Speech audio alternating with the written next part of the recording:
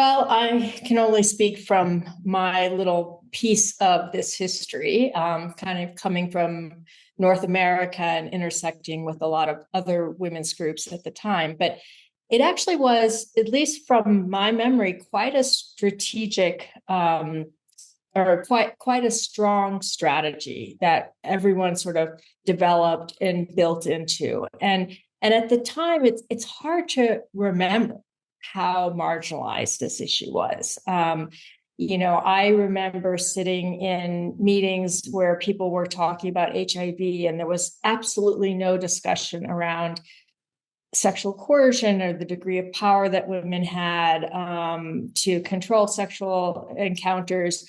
I remember going to a World Health Day at the World Health Organization on violence, and there wasn't a single mention of women or children. It really, really was a time where, while it was super important to women on the ground, it was invisible internationally. And there wasn't a lot of funding going to the groups that were trying to start to respond and meet women's needs and advocate.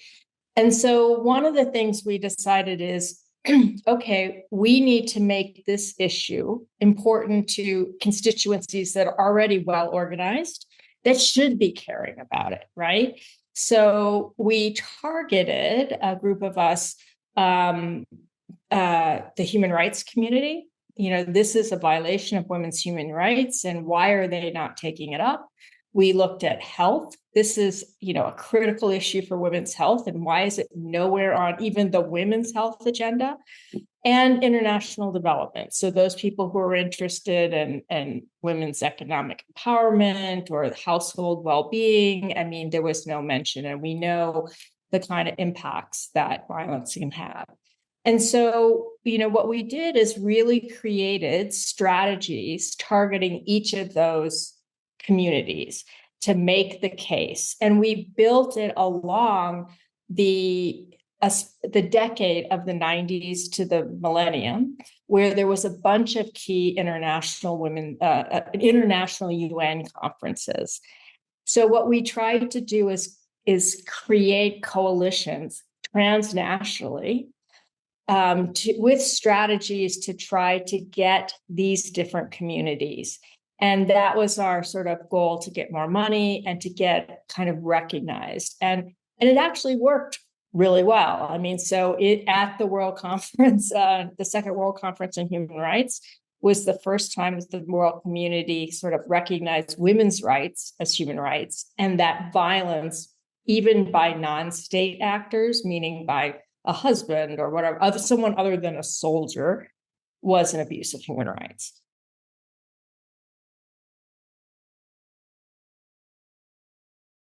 Yeah. As part of this strategy I was just talking about, I often think about it as the two Ps, sort of persuasion and pressure.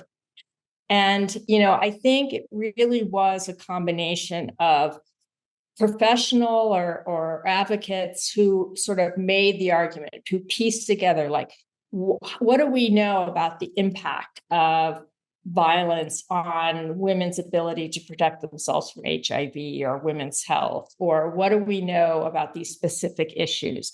Or lawyers, for example, women feminist lawyers making the case that violence against women is a human rights issue, or rape is a weapon of war. So there was all that kind of background work. And then one of the things that started happening much more than in the past is women's organizations were able to organize together and be much more strategic and have opportunities to plan, to pressure then key agencies, and key leaders, using the fact that we got funding to plan around these major UN events. And so there were meetings first at sort of a local level, and then a national level, and then people came together, all geared towards getting on the same page for these major, like, kind of global stage moments. And I think it really was a combination of both the activism and, so for example, at the the Second World Conference on Human Rights, we had a tribunal where we got some of the very famous jurists. In fact, there was a guy, Cameroon, I think his name was, I can't remember now, from South Africa, who came and listened to cases that women were putting forward. And it was, it was a performance art in effect, but to make the case. And then, women's rights organizations and activists around the world had developed a petition that they asked the leaders at this conference to recognize violence as an abuse of human rights. And so, at the conference, you had women coming with shopping carts full of all these petitions, right, wheeling their way into the main stage, saying, and with petitions that had thumbprints from women in rural India and Tajikistan and everywhere. So it really was, I think, a fascinating coming together of stories and activism and research.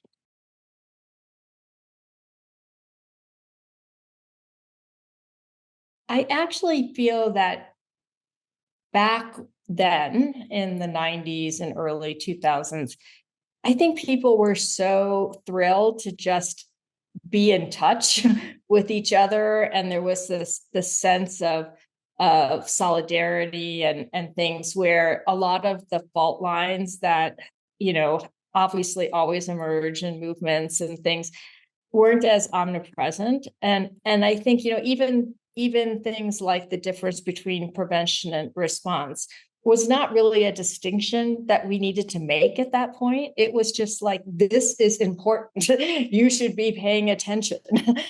And I don't recall a lot of tensions or challenges. I'm sure they were under the surface, as they always are when you have people coming together from different cultures and different sets of privilege and access to information. But really, I do think that there was such a sense of common purpose then that it was actually quite a united period.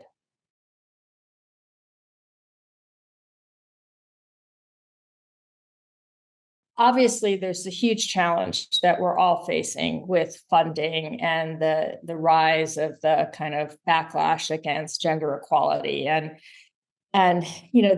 that's almost existential for many groups working in this space.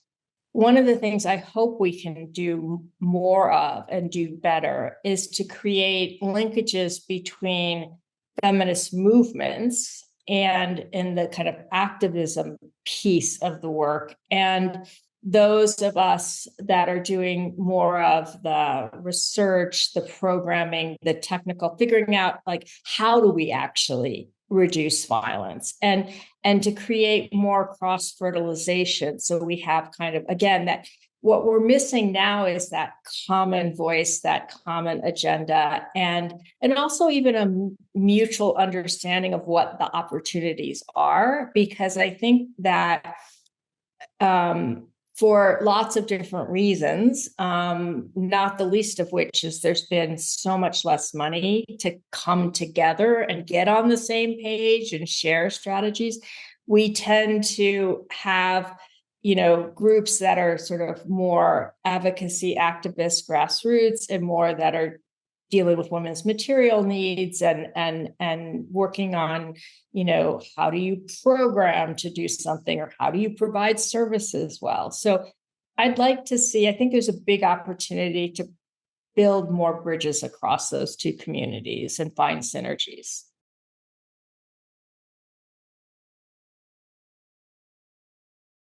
One thing that I think is something that we could benefit from a lot is if there was a wider recognition of just the degree of variability in levels of violence in different geographic settings.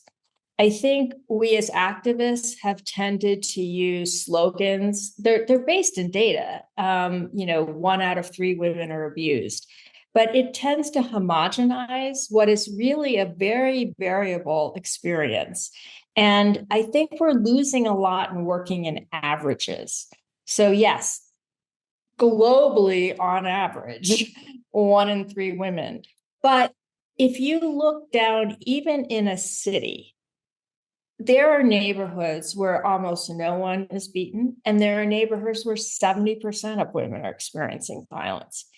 And that's a really important distinction in terms of prioritization, in terms of where you put services, in terms of how do we use that variability to understand, well, why is it that way? Like, how do we, what is different between this setting and this setting that gives us insights for prevention?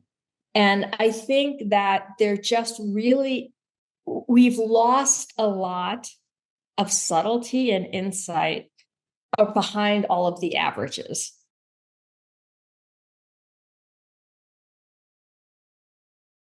I would like to see leaders have a really good grounding in understanding sort of how different risk factors intersect to increase women's vulnerability to violence, or the likelihood that men would perpetrate. Because I think unless we have a really good understanding of these things, we tend to, again, to gloss over, to use simple or simplistic solutions. I also think that in this day and age, leaders need to be really good advocates. And so, I think being good at communicating through both stories and evidence, I think you need both. I think you need to speak to people's emotions and make it real through a story, an individual, but then you need to be able to show that this is not just this one person. I think that you need to be able to demonstrate the breadth and the health consequences and the economic consequences. So that versatility as a communicator, I think, is going to be super important. I also think being a really good puzzle maker, or not maker, putter together, because no one organization can do all the different pieces, right? And I think we need to understand, what is the landscape of actors working on this? Who's providing services? What are the legal context? What's happening in preventions? Who's doing parenting that we can build off of? So I think that leaders really need to think of the opportunity as a big puzzle, right? Because we all exist, whether we're a national level leader or a provincial leader. I mean, we're working in an environment where no one organization can do everything. And if you try, you tend to not do it so well. So we need to be able to look across the landscape and say, okay, who's providing services? Who could provide services? What is happening in the parenting space or in the education space, where we can build in curricular things to try to reduce violence in future generations? What are the parliamentarians thinking? And, what's happening over there? And it's really trying to build a strategy from these building blocks. So I think a real skill that we need is the ability to sort of stand above it, I guess, and look across the landscape and build those coordination mechanisms, or those things, so that people are sort of generally moving in the same direction, and that people are playing to their strengths. Because as I said, no one can do it all, and we need to be working at multiple levels, right? So being that almost orchestrator or orchestra leader, I think is really the task that many leaders face today.